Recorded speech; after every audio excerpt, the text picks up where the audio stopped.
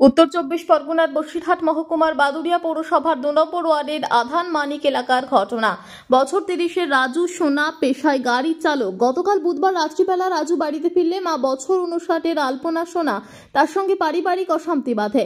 বাবা সুরঞ্জন সোনা প্রতিবাদ করলে প্রথমে বাবাকে মারধর, তারপর দড়ি দিয়ে বেঁধে রাখে ঘরে। বাড়িতে সবজি কাটার ধারালো বটি ছিল, সেই বটি দিয়ে মাকে কুপিয়ে দেয়।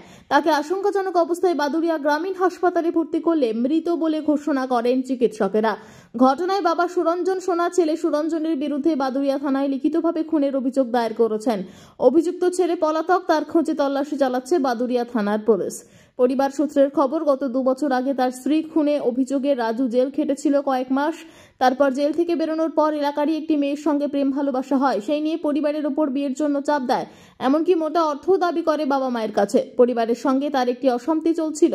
এখন প্রশ্ন, সেই ঘটনার জেরে বাবা মার সঙ্গে অশান্তি বেঁধেছিল, তার জন্যই কি মাকে খুন করলো, নাকি এর পেছনে অন্য কোনো কারণ, তা খতিয়ে দেখছে তদন্তকারীরা। এর আগেও রাজুর বিরুদ্ধে খুনের অভিযোগ।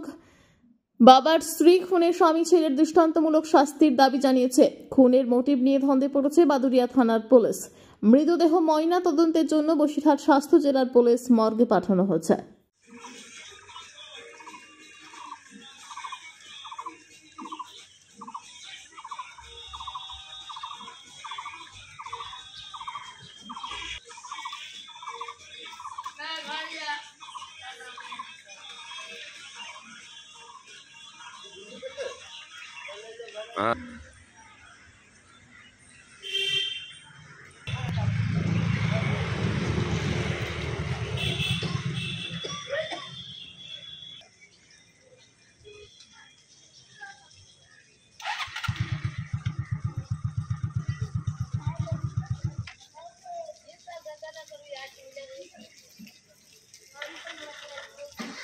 আপনারা দেখছেন সংবাদ শিরোনাম।